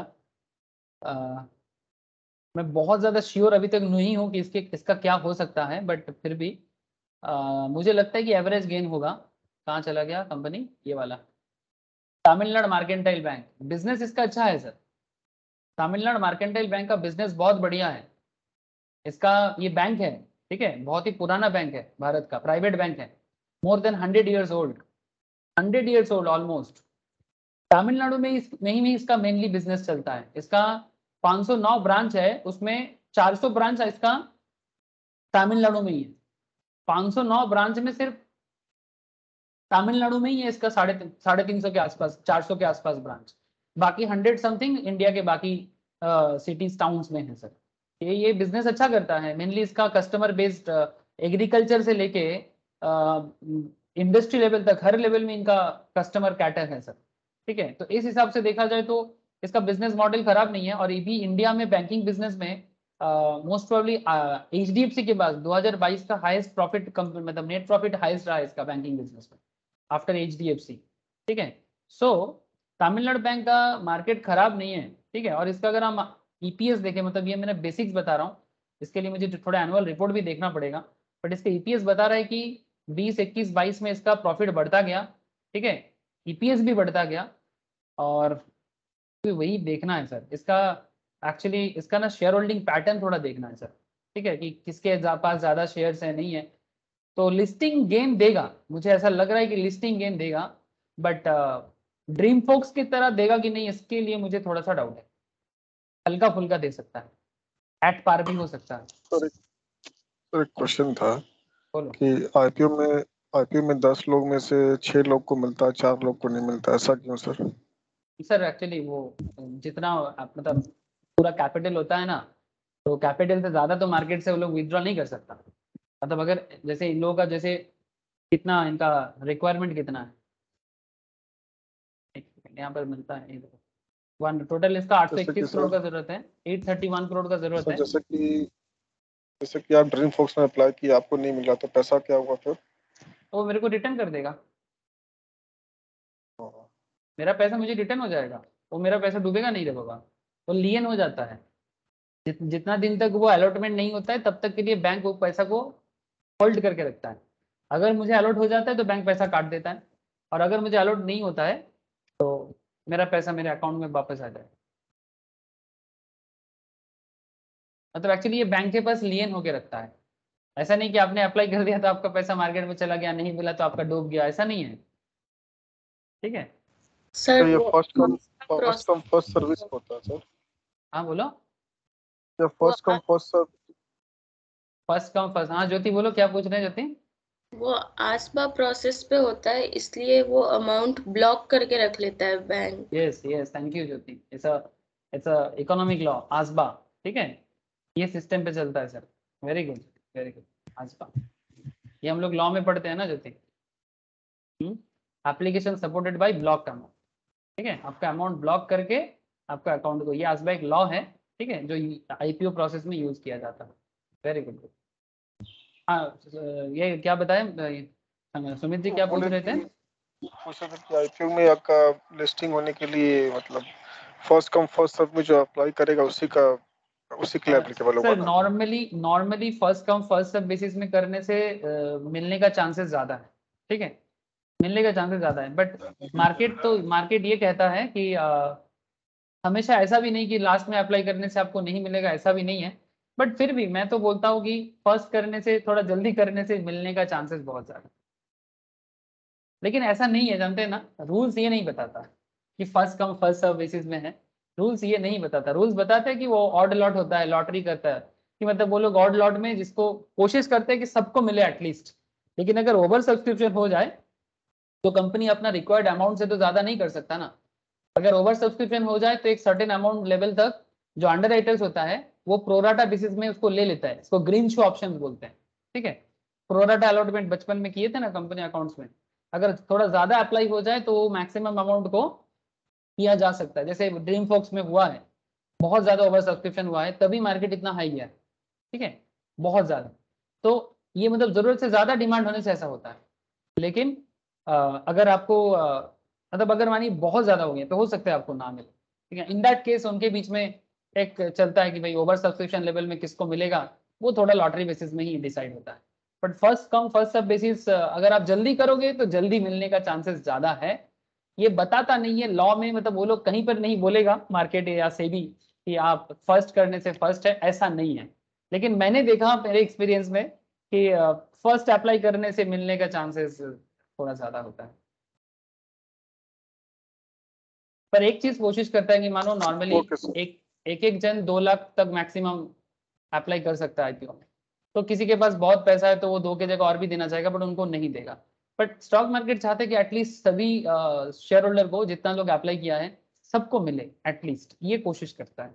इस केस में अगर मानो किसी ने 4 लॉट अप्लाई किया, किसी ने 6 लॉट अप्लाई किया, हो सकता है उसको 4 नहीं देगा, उसको 2 मिलेगा। कम से कम हर किसी को 1 लॉट देने के लिए ट्राई जरूर करता है। ठीक है सर, ठीक है। ये आईपीओ प्रोसेस फंडामेंटल क्लास में बात फिर से करेंगे, बट यहाँ पर मैंने बस आपको ट्रेंड के बारे में बात कर रहा था कि मार्केट में ये जो फेज चलता है ना, ये फेज में टाओ ऑलवेज हेल्प करता है सर। ये तो कुछ कंपनीज तो अभी अभी आया है मार्केट में, अब उसके बारे में मैं क्या बोलूं, बट इतना मैं आपको बस बताना चाहता हूँ कि मार्केट जो शो करता है ना, इंडिसेस, डिस्काउंट, एवरीथिंग जो बता रहे हैं वो सही है, जो बेसिकली मार्केट के लिए सही है मार्केट वही दिखाता है। Second important point is overall there are 3 broad market trends. One is primary trend, secondary trend and minor trend. जैसे कि मैं आपको रिवर का जो वही बताया, उसमें भी सेम है ना, स्टार्टिंग, मीडियम एंड फिर लास्ट। ठीक है, मतलब उसमें क्या होता है, एक फास्ट ट्रैक, एक मिडिल ट्रैक और एक मतलब मिडिल स्पीड ट्रैक और एक स्लो स्पीड। ठीक है, सिमिलरली मार्केट में भी सेम 3 ट्रेंड देखा गया है। Primary trend, accumulation phase, secondary trend, markup phase and minor trend that is distribution phase. Primary trend क्या होता है, major trend of market that last from year to several years. ये कभी कभी 1 साल से लेके 5-7 साल तक भी जा सकता है। ऐसा कुछ कंपनीज के बारे में मैं भी आपको बताऊंगा ना, तो आपको समझ में आएगा। It indicates broader multi year direction of the market, while the long term investor is interested in the primary trend, an active trader is interested in all trend। जो प्राइमरी इन्वेस्टर्स होते हैं, जो इन्वेस्टर होता है, उनको primary में बहुत रुचि है, बट जो ट्रेडर होता है, डे टू डे ट्रेड करता है, इनको हर एक ट्रेंड में रुचि है, चाहे वो प्राइमरी हो, चाहे वो सेकेंडरी हो, चाहे वो माइनर हो। Primary trend could be A primary up trend और प्राइमरी डाउन ट्रेंड, चाहे वो अप ट्रेंड भी हो सकता है, डाउन ट्रेंड भी हो सकता है। इन्वेस्टर को दोनों देखना पड़ता है। मैं आपको एक पॉजिटिव बात करता हूँ, मुझे एक स्टॉक के बारे में याद आया। स्टॉक का नाम है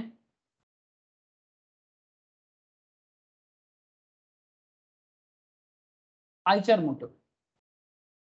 ऐसे रैंडमली याद आया सर, तो रैंडमली बता रहा हूँ सर। आइचर मोटर मतलब जो बुलेट को बनाए, हम लोग इंडिया में जो रॉयल एनफील्ड बिकता है सर, उसी का है। अब देखिए रॉयल एनफील्ड का 2010, 11, 12, 13 तक का शेयर का दाम देखिए। ये देखिए एक्यूमुलेशन फेज में था। ये थोड़ा मैं लॉन्ग टर्म में भी बात कर रहा हूँ, बट बहुत काम का चीज है सर। फंडामेंटल के साथ जाता है, बट टेक्निकल भी हेल्प करता है। एक्यूमुलेशन फेज में है। देखिए स्टॉक का प्राइस 2012, 13, 14 तक भी, 2014 तक भी इसका एक शेयर का दाम 300-400 के रेंज में ही चल रहा था।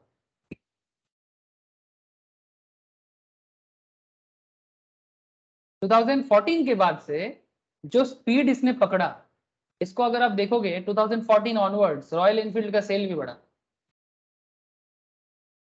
क्या मैं सही बोल रहा हूं? अगर आप लोग मार्केट को थोड़ा देखते हो, अपने आसपास का माहौल को देखते हो, तो आपको पता चलेगा कि रॉयल एनफील्ड का सेल 2013-14 ऑनवर्ड्स जिस तरह से इंक्रीज किया गांव गांव में। आजकल तो सर मैं जब भी मेरा नेटिव जाता हूँ, मैं देखता हूँ कि भाई हर कोई, पहले एक था कि हर किसी के पास हीरो होंडा है, एक टाइम था कि हर किसी के घर पे हीरो होंडा है। आजकल जिसे देखो, और अगर थोड़ा सा नॉर्मल मतलब थोड़ा सा यूथ के पास तो पल्सर देखने को मिलता था, बट आजकल यूथ के पास पल्सर की जगह रॉयल एनफील्ड देखने को मिलता है। सबका एक ही शौक है कि भाई रॉयल एनफील्ड मिल जाए। और ये ट्रेंड चालू हुआ 2013 ऑनवर्ड्स, और ये ट्रेंड जैसे ही शिफ्ट हुआ, और आइचर मोटर ने जिस तरह से रॉयल एनफील्ड में रिवोल्यूशन लाया और जिस तरह से सेल को बूस्ट किया, उसमें मार्केटिंग, बिजनेस, लोगों का टेस्ट, सब कुछ एकदम टाइमिंग्स, मतलब एकदम प्रॉपर टाइमिंग्स खेल गया। लोगों का इनकम में भी ग्रोथ आया बेसिकली। ये भी इंडिया के बारे में कुछ बताता है। यूथ के इनकम में ग्रोथ आया। एवरेज बात कर रहा हूं, किसी इंडिविजुअल पे बात नहीं कर रहा हूं। यूथ के इनकम में ग्रो आया। इसे देखो ना, आजकल कोई घर पे बैठा नहीं रहता, कुछ नहीं तो कम से कम डिलीवरी का काम करके भी 20,000 कमा लेता है ना। मेरे पास कुछ स्टूडेंट्स आजकल ज्वाइन किए, डिलीवरी का काम करता है। बोलते सर हमें पढ़ना है। क्या पढ़ना है? बोले स्टॉक मार्केट पढ़ना है, सीएमए करना है। लेकिन सर हम लोग थोड़ा डिलीवरी का काम करते हैं, थोड़ा रेगुलर क्लास नहीं कर पाएंगे। हम ठीक है भाई, पढ़ना चाहते हो तो पढ़ने के लिए कुछ भी, क्लास नहीं कर पाओगे कोई बात नहीं, रेगुलर क्लास ले लेना और जब भी जरूरत पड़े पूछताछ कर लेना, ठीक है। तो वो लोग डिलीवरी का काम करके पढ़ाई कर रहे हैं, मुझे बहुत अच्छा लगा कि वो सारा दिन सुबह से लेके शाम तक डिलीवरी करता है और उसके बाद पढ़ने के लिए आता है, मतलब क्लास ज्वाइन करता है, फिर हफ्ते में मैं एक आध दिन बुला लेता हूँ टेस्ट वगैरह के लिए। तो सिचुएशन बदल गया सर, सिनारियो बदल गया, और ये सिनारियो में लोगों के हाथ में पैसा आना चालू हुआ, लोग रॉयल एनफील्ड के लिए भी चालू हो गया, और उसका इफेक्ट देखिए, ये थोड़ा मार्केट एनालिसिस था और उसका इफेक्ट देखिए। अभी एक शेयर का दाम चल रहा है आइचर मोटर का, अभी भी ये मार्कअप फेज में ही है, देखिए आप, आइचर मोटर अभी भी मार्कअप फेज में ही है, अभी भी डिस्ट्रीब्यूशन फेज इसका स्टार्ट नहीं हुआ, एक्यूमुलेशन करते करते ट्रेंड देखिए, अभी भी डिस्ट्रीब्यूशन फेज में नहीं आया। अच्छा हाँ, हुआ है डिस्ट्रीब्यूशन, 16 के बाद एक डिस्ट्रीब्यूशन फेज चालू हुआ था, उसके बाद फिर से मार्केट में एक चेंज आया, ठीक है, थोड़ा स्लॉट आया, मार्केट थोड़ा सा उसका मार्कअप से डिस्ट्रीब्यूशन हुआ, उसके बाद फिर से मार्केट यहाँ पर फिर से ट्रेंड लिया। एक्चुअली ये कोरोना पीरियड था, ये जो डाउन ट्रेंड देख रहे हो ना सर, इसलिए मैं इसको थोड़ा सा मिस कर गया, ये 2 कोरोना पीरियड है, ठीक है। इसके बाद मार्केट में फिर से ट्रेंड आया और फिर से वो अपना मार्कअप की तरफ बढ़ रहा है। अब रॉयल एनफील्ड का मार्केट अभी भी अच्छा है, इसका रिसेंट बिजनेस सिनारियो भी, क्वार्टर रिपोर्ट थोड़ा देखो आपको समझ में आएगा, 3378 में चल रहा है। तो आई थिंक यू अंडरस्टैंड कि अगर आप प्राइमरी ट्रेंड को समझ जाते हो ना, प्राइमरी ट्रेंड को समझ जाते हो, ऐसे बहुत एग्जाम्पल है सर, बहुत एग्जाम्पल है, भर भर के एग्जाम्पल है, लेकिन आप समझा करो। आप मुझे बोलने बोलोगे तो मैं भी एक एक कंपनी निकाल निकाल के बोलना चालू कर दूंगा, लेकिन फंडामेंटल जैसा फीलिंग आ जाएगी, ठीक है। तो प्राइमरी ट्रेंड, सेकेंडरी ट्रेंड क्या है, these are correction in the primary trend. Primary trend में जो बीच बीच में करेक्शंस नजर आता है, think of this as a minor counter reaction to the larger movement in the market. Example, correction in the bull market, rallies and recoveries of the bear market. मतलब अगर bull चल रहा था थोड़ा सा करेक्ट होगा, ठीक है, फिर आगे बढ़ा, ठीक है, थोड़ा करेक्ट हुआ फिर आगे बढ़ा। अगर आप इसको समझना चाहते हो ना, ये जो होता है ना मार्केट में, ये बात सबसे अच्छा बोला गया है एलियट वेव थ्योरी। ये देखिए, एलियट वेव इसके बारे में बहुत बात किया है, ये जो मार्केट ट्रेंड में चलता है, मैं बताऊंगा नेक्स्ट क्लास में एलियट में, बट ये देखो, वेव चला फिर करेक्शन, फिर वेव चला फिर करेक्शन, फिर वेव चला फिर करेक्शन। एलियट वेव ने इसको 3-5 मूव बोला है, 5-3 मूव, मतलब अगर 5 मूव कर मूवमेंट लेता है फिर 3 डाउन मूवमेंट लेता है, ABC डिस्कस करेंगे सर, 5-3 मूव है इसका, बड़ा ही गजब का मूवमेंट है, एलियट वेव बताता है इसके बारे में। लेकिन मुझे अभी डाउ की भी बात करना है, तो डाउ वेव सब कहीं ना कहीं जाके मैच करेगा।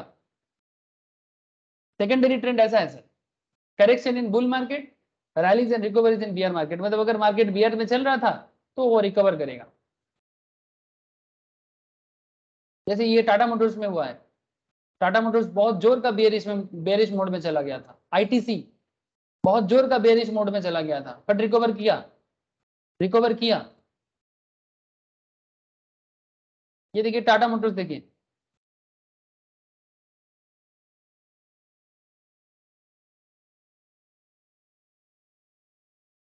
टाटा मोटर्स में, ये बेसिकली 2020 के बाद बता रहा हूं मैं, बेरिश मोड पे जाके कहां जाके रुका था, देखिए आप,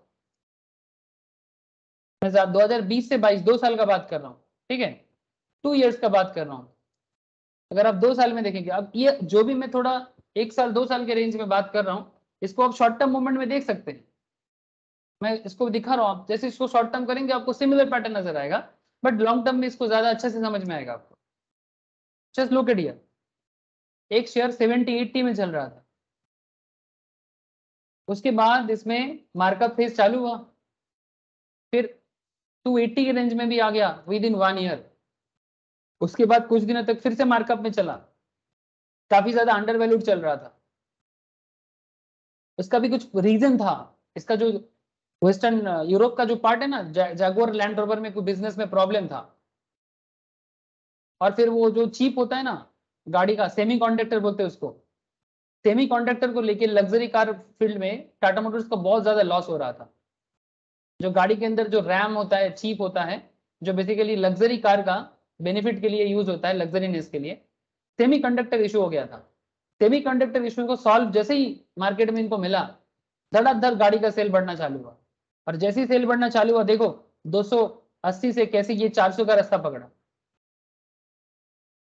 400 क्या 500 तक चला गया, 520, लेकिन ये थोड़ा हाईएस्ट चला गया था। उसके बाद मार्केट में कुछ नजर नहीं आ रहा था। टाटा नेक्सॉन का भी सेल इसमें अंदर है, टाटा नेक्सॉन का सेल भी इसके अंदर है। मारुति का सेल थोड़ा गिरा है।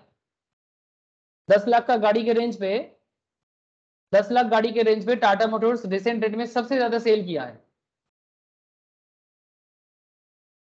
जैसे ये सिचुएशन क्रिएट हुआ, 520 के बाद फिर से डिस्ट्रीब्यूशन चालू हुआ अगेन। देखिए अब इसको पार्ट बाय पार्ट करके सोचिए, आपको समझ में आ जाएगा। देखिए डिस्ट्रीब्यूट हुआ, उसके बाद साइडवेज चला, फिर से एक मार्का फेज के अंदर जा रहा है। अब ये कुछ लंबा समय में आप देखिएगा ये फिर से 500 को क्रॉस करके जाएगा। अभी थोड़ा ऐसा ही चलेगा। बेस्ट रहेगा अगर मोटा मोटी अगर आपको ऐसे रेंज में मिल जाता है ना, 350 400 रेंज में, आप बहुत लकी हैं।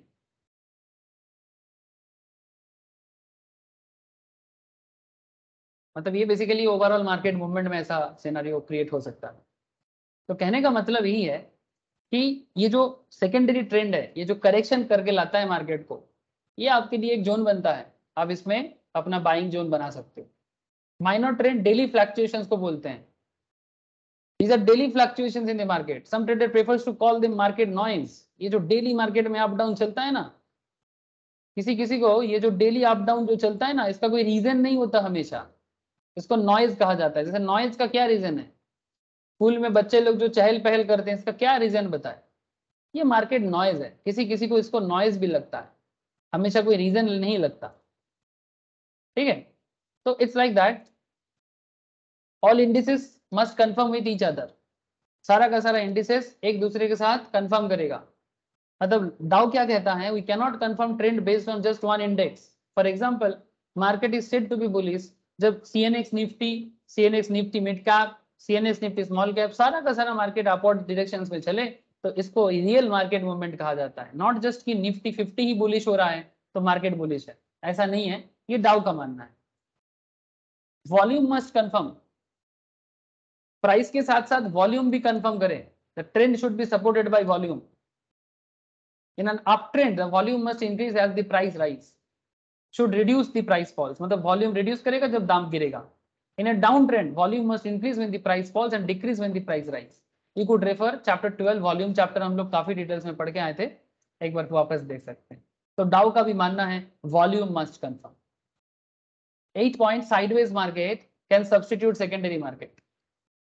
मार्केट में रिमेन साइडवेज, जैसे कि अभी निफ्टी चल रहा है, trading between a range for an extended period. जैसे कि अगर इसका बहुत है, रिलायंस है, आईटीसी रहा है, टाटा मोटर्स भी साइडवेज में रहा है, ठीक है, निफ्टी भी रहा है। तो ऐसा बार बार मार्केट में देखा गया कि बहुत लंबा समय तक साइडवेज मार्केट चलता है।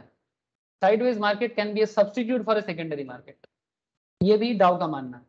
And closing price is the most sacred. जिस दाम में मार्केट क्लोज होता है उसको सबसे प्योर माना गया है। Open, high, low and close में जिस दाम पे मार्केट क्लोज होता है उसको सबसे प्योर माना गया है एज पर द डाउ।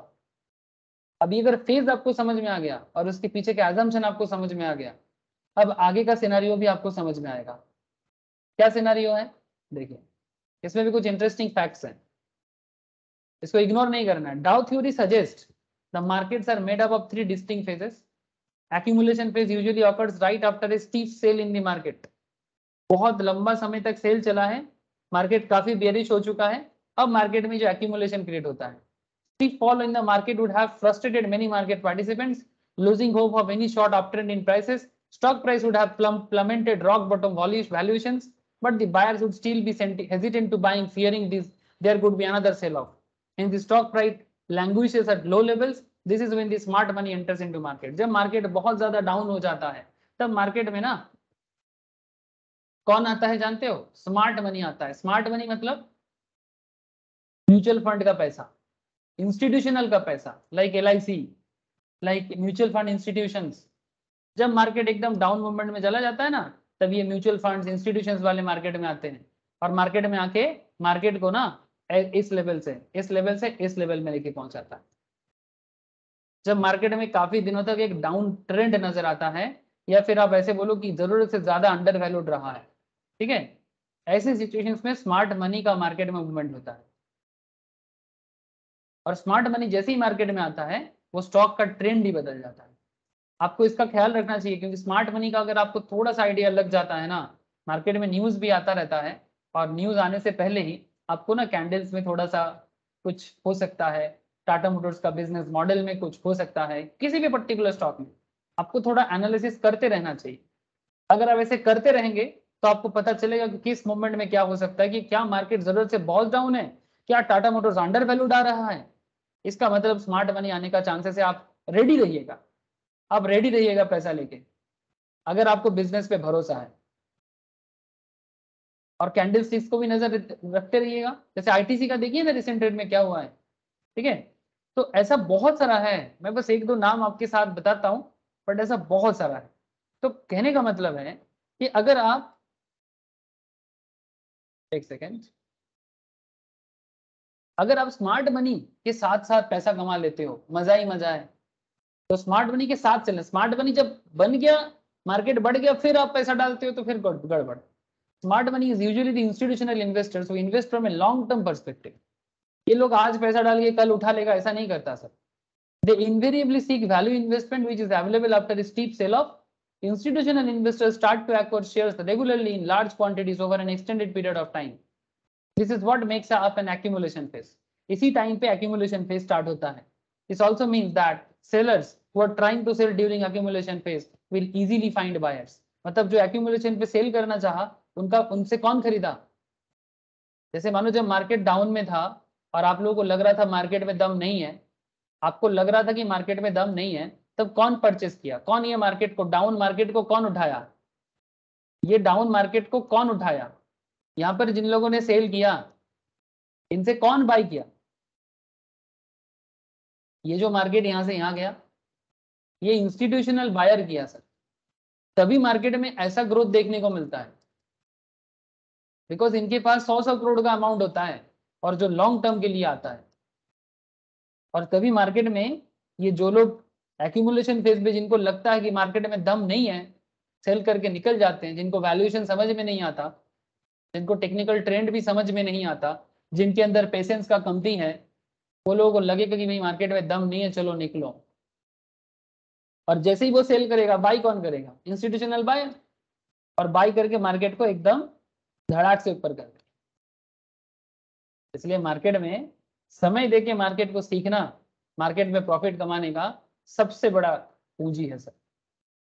ये बात सुनने में आप लोगों को कैसा लग रहा है मुझे नहीं पता, बट जिस दिन आप ये बात रियलाइज करोगे ना, उस दिन समझोगे कि ये बात कितना बड़ा बात है।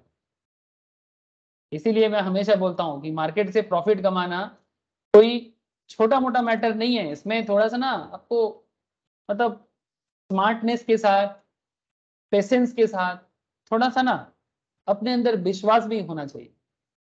तो आप सही टाइमिंग्स होता है, जैसे क्रिकेट में छक्का होता है ना, टाइमिंग्स होता है। टाइम में मारिए, छक्का होगा। और बेकार टाइम में करते जाएंगे तो जाएंगे। तो यही है सर, ये फेज मूवमेंट को बनाता है। अच्छा, यहाँ पर और एक चीज देखिए, इसमें कुछ और चीज भी आप टेक्निकली कर सकते हैं। तो स्मार्ट मनी रेगुलर बेसिस में मार्केट से शेयर लेता है लार्ज क्वांटिटी में। This is what makes up accumulation phase. This also means that the sellers who are trying to sell during accumulation easily buyer मिल जाता है, बिकॉज इंस्टीट्यूशनल बायर उनसे लेता है। इसलिए प्राइस और गिरता नहीं है, प्राइस बढ़ता है। कभी कभी कोई बोलता है ना सर प्राइस कम क्यों नहीं हो रहा है, मतलब आप देखिएगा, इसका रिपोर्ट देखिएगा तो पता चलेगा कि कितना बाई चल रहा है। Hence invariably the accumulation phase marks the bottom of the market. More often than not, मतलब ये देखा गया है कि जब बॉटम ऑफ द मार्केट चलता है ना, ये सपोर्ट लेवल में ही ऐसा होता है। आप सपोर्ट लेवल पे थोड़ा इस चीज का ध्यान रखिएगा कि सपोर्ट लेवल में ही ये एक्यूमुलेशन फेज स्टार्ट होता है। Accumulation phase can last up to several months. कभी कभी सेवरल मंथ्स तक एक्यूमुलेशन फेज चलता रहता है और आपका स्टॉक बढ़ते रहता है, बढ़ते रहता है। Once the institutional investors absorb all the available stocks, short-term traders sense the occurrence of a support. This usually coincides with the improved business sentiment. These factors tend to take the stock price higher. This is called the markup phase. अब धीरे धीरे market में एक ऐसा markup trend नजर आता है. The stock price rallies quickly and sharply. The most important feature of the markup phase is the speed. Markup phase का सबसे इंटरेस्टिंग फैक्ट होता है स्पीड. ये बहुत जल्दी मार्कअप करता है, बहुत जल्दी भागता रहता है सर, पता ही नहीं चलता कब इतना भाग के चला गया. जैसे सितंबर से नवंबर का रेंज देखिए आप, सितंबर से नवंबर का रेंज देखिए, पकड़ना मुश्किल रह गया, इतना स्पीड में भागा. ये इसको बोलते हैं मार्कअप फेज. ये इतना देर तक क्या था, ये एक्यूमुलेशन चल रहा था, फिर मार्कअप हुआ, उसके बाद डिस्ट्रीब्यूशन स्टार्ट हुआ.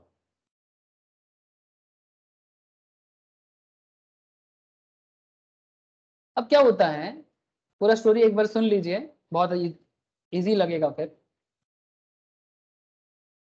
अब जैसे ही मार्केट हाई लेवल में चला जाता है ना, public at large is left out of the rally. जो रैली के बाहर रह गया, उनको लगने लगा, new investors mesmerized by the return and everyone from the analyst to the public see higher level ahead. ठीक है, सब कोई बोलता है. Finally, when the stock price reaches new high, everyone around would be talking about the stock market. जब वो 50-week high में चला जाता है, तब लोग बात करना चालू करता है. The news reports turn optimistic, business environment suddenly appears vibrant. सब कुछ एकदम ऐसा बात करता है, and everyone wants to invest in the market. The public, by and large, wants to get involved in the market as there is a positive sentiment. This is when the disruption phase occurs. जब market में news बढ़ता रहता है बहुत ज्यादा, ठीक है, तब आप देखिएगा ख्याल करके, मैक्सिमम केस में ही होता है, कुछ कुछ अलग एक्सेप्शनल केसेस हो सकता है. उसके बाद आप देखिए कि मार्केट में डिस्ट्रीब्यूशन फेज धीरे धीरे स्टार्ट होता है. अब मतलब मार्केट में दम होना मुश्किल है. जब मार्केट में न्यूज हो गया, मार्केट में बात चलना चालू हो गया, अब डिस्ट्रीब्यूशन फेज. जुडिशियस इन्वेस्टर मतलब smart investors who got early, जो जल्दी गया था, वो अभी अपने धीरे धीरे शेयर को बेचेगा और प्रॉफिट बुक करेगा. Public will absorb all the volumes offloaded. मतलब जो लोगों को उस टाइम पे नहीं मिला था ना, उनके दिमाग में क्या चल रहा है, भाई फिर से रैली देगा, फिर से रैली देगा. उनको कुछ आता पता तो है नहीं, लोगों के कहने पे इन्वेस्ट करता है. अब यही तो मार्केट चाहता है, न्यूज वाले भी तो यही चाहते हैं कि वो अच्छा अच्छा बताए, मार्केट का जो बड़ा बड़ा इन्वेस्टर्स है वो अपना सेल कर पाए, ताकि इंस्टीट्यूशनल इन्वेस्टर्स में जो अर्ली इन्वेस्टमेंट किया था वो अपना लोड को कम करके, और जो लोगों को पहले नहीं मिला था, जो उनको लग रहा था कि बोका लोग जो है बेसिकली, ठीक है, वो अभी मार्केट में लेने के लिए आ जाता है और फिर बोलता है कि लॉस में जा रहा है. सर समझ में आ रहा है बात? तो वेरी इंटरेस्टिंग फैक्ट सर, ये चीज मार्केट में बहुत होता है. सुमित जी, ज्योति, समझ में आ रहा है कि नहीं आ रहा है, बताइए. हाँ sir. The distribution phase has similar price properties as that of the accumulation phase. In the distribution phase, whenever price attempt to go higher, smart money offload their holdings. Over a period of time, this action repeats several times and thus resistance level is created. अब ऐसा होते होते resistance level create हो जाता है, फिर market उसके ऊपर अब नहीं जा पाता. ये जो अप ट्रेंड में ये जो होता रहता है ना, अब इसमें एक रेजिस्टेंस लेवल बन जाता है, रेजिस्टेंस लेवल क्रिएट हो जाता है. अब जैसे रेजिस्टेंस लेवल क्रिएट हो जाता है, अब धीरे धीरे मार्केट वापस, जब और मार्केट में कोई दम नहीं रहेगा, जान नहीं रहेगा, फिर धीरे धीरे फाइनली वो डिस्ट्रीब्यूट होना चालू होगा. When institution investors completely sell off their holdings, जब वो कंप्लीटली छोड़ के निकल जाएगा, there would be no further support for price. Hence what follows after the distribution phase is a complete sell off in market and also known as the markdown of price. The sell off in market leaves the public in an utter state of frustrations. अब लोग frustrate हो जाते हैं. जैसे recently ऐसा एक stock में हुआ है, पेटीएम. लोग फ्रस्ट्रेट हुआ, बट जिसको नॉलेज था वो अपना नॉलेज के थ्रू से फ्रस्ट्रेशन से बाहर में निकल गया. देखिए देखिए, पेटीएम रिसेंट ट्रेंड में अपना सपोर्ट बना के रखा था 500 550 जोन में. देखिए देखिए, ये डबल बॉटम फॉर्म हुआ है, मतलब बेसिकली एक सपोर्ट लेवल बना है यहाँ पर, और ये सपोर्ट लेवल में इंस्टीट्यूशनल बायर इन्वेस्ट करके 500 से पेटीएम को 700 800 में लेके गया है सर. सर ये बहुत ही कम समय में हुआ है, 3 मंथ्स के अंदर, 3-4 मंथ्स के अंदर 300 टका पर शेयर में पेटीएम गेन दिया है। जो होल्ड करके रख पाया ठीक है, जो नहीं कर पाया वो फिर भी शॉर्ट टर्म मोमेंट में भी पैसा कमाया है सर पेटीएम। लेकिन जिन लोगों ने यहाँ पर इन्वेस्ट किया था उनका बहुत लॉस हुआ था, जिसमें मेरा भी लॉस हुआ है। मैं 1500 समथिंग में लिया था, फिर मैंने ऑलमोस्ट पर शेयर में 300-400 का पर शेयर का मेरा लॉस था पेटीएम का। पर मैंने सर यहाँ पर आके जब पेटीएम 500 में आया था, मैंने वापस बाई करके पेटीएम का लॉस को कवर किया। अभी मेरा हालत ऐसा है पेटीएम में, मैं प्रॉफिट तो नहीं कर पाया था, बट मेरा जो एवरेज कर लिया मैंने, मतलब जो लॉस मैंने इधर किया था वो लॉस मैंने यहाँ पर रिकवर किया। इतना मैं आपको बता सकता हूँ। ये मेरा थोड़ा पेटीएम के बारे में थोड़ा सा, मैं रॉन्ग एनालिसिस है कि नहीं पता नहीं बोलूंगा, बट स्टार्टिंग में इसका वैल्यूएशंस को लेके जो हुआ था और उसके बाद जिस तरह से इंस्टीट्यूशनल बायर धीरे धड़ाधड़ सेल करता गया, मतलब ये सीरियसली फ्रस्ट्रेशन फेज था। बट फ्रस्ट्रेशन होके डरने का कोई बात नहीं है। अगर आप नॉलेजेबल हो ना तो आप ये फ्रस्ट्रेशन से बाहर आ सकते हो। आप फिर से सपोर्ट जोन में आप बाई करो और देखो क्या हुआ है। ये बात मैं आज नहीं बोला, अगर आप 2 मंथ पहले भी देखोगे मैं फिर वहां पर भी बोला था क्लास में। तो ये सिचुएशंस होता है सर, ये सिचुएशंस होता है, हमारे सामने होता रहता है। तभी मैं आपको रैंडमली एक एक करके बता रहा हूँ। आप भी इस तरह का अगर कभी भी फंसते हो ना, जैसे मैंने पेटीएम में फंसा, मैंने पर शेयर 400-500 के आसपास फंसा, उसके बाद मैंने यहाँ पर रिकवर किया। तो ये प्रॉब्लम है सर। प्रॉब्लम तो होता है बट प्रॉब्लम से डरने का नहीं, प्रॉब्लम से बाहर निकलने का रास्ता ढूंढना चाहिए। और वो रास्ता आपको नॉलेज के थ्रू से ऑलवेज मिलेगा। और ऑलवेज थोड़ा ठंडा दिमाग से सोचना है, ठीक है। जब पैसा डूब जाए, जब पैसा किसी कारण से खराब हो जाए, तो उसमें खराब नहीं सोचना है, ये सोचो कि इसको रिकवर कैसे करेंगे। मार्केट हमेशा मौका देता रहता है, ठीक है।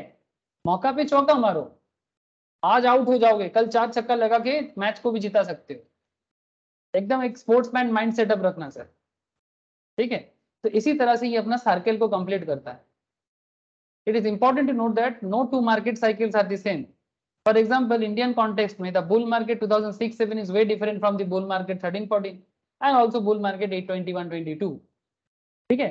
Sometimes the market moves from accumulation to distribution phase over a prolong multi year. मतलब 6-7 13-14 का टाइम में बहुत लंबा समय में मार्केट मूव करता था। लेकिन अगर आप करंट ट्रेंड देखोगे निफ्टी का, रिसेंटली जिस तरह से मार्केट मूवमेंट लिया है ये काफी डिफरेंट है, मतलब काफी फास्ट मूवमेंट लिया है। मार्का फेज ऑलवेज ज्यादा समय लेता है ऐसा जरूरी नहीं है। जैसे मैं आपको दिखाऊं, एक बार निफ्टी दिखाऊं, चलो निफ्टी दिखाते हैं। देखो आप 2006-07 का निफ्टी देखना, 2013-14 का निफ्टी देखना, यहाँ पर कितना तक डेटा है ये देखो। ये 6-7 का निफ्टी है,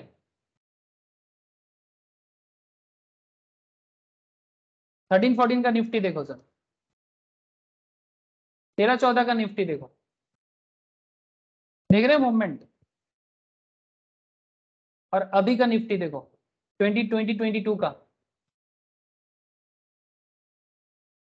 अभी का निफ्टी देखो।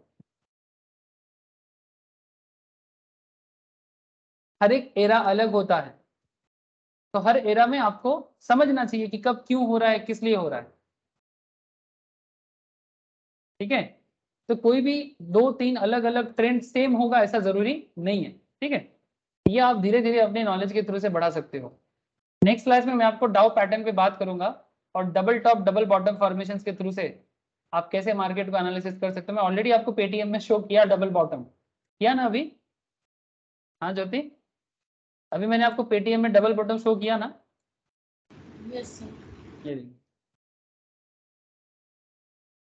लगातार 2 डबल बॉटम, ये मार्केट में ट्रेंड क्रिएट करता है। मैं नेक्स्ट दिन बताऊंगा सर कि double top, triple top, double bottom, triple bottom कैसे आपको मार्केट में हेल्प करता है। It's a very interesting concept sir. मतलब मैं तो ये ओल्ड इज गोल्ड की तरह मानता हूँ। चाहे कितना भी अलग अलग चीज आ जाए, मुझे ये सब चीज बड़ा पसंद आता है। और मुझे ही नहीं, जो भी मार्केट में जेन्युइन इन्वेस्टर्स हैं, जेन्युइन ट्रेडर हैं, वो ये सब चीज को जरूर मतलब इंपॉर्टेंस देता है, मेरा मानना है। और मैंने देखा भी है बहुत, मतलब इम्प्रूव्ड इन्वेस्टर ट्रेडर का मैं कभी कभी देखता हूँ, वो लोग भी इस तरह का बात को करता है, तो ये मेरे भी कॉन्फिडेंस बढ़ा है सर, इसलिए मैं भी आप लोगों के साथ शेयर किया। ठीक है सर, आज इतना ही है। फ्राइडे के क्लास में बाकी जो डाउ का पैटर्न है, डाउ बताएंगे, और अभी डाउ चलेगा, उसके बाद एलियट और फिर ओनेल। ठीक है, ये सब कुछ थ्योरी है, जान लो, और फिर लास्ट में चेकलिस्ट। ठीक है, ओके सर, कल मिलते हैं फिर। टाटा। Bye sir. सर कल Bye, का sir. क्लास नहीं हुआ था ना सर? नहीं, कल क्लास नहीं।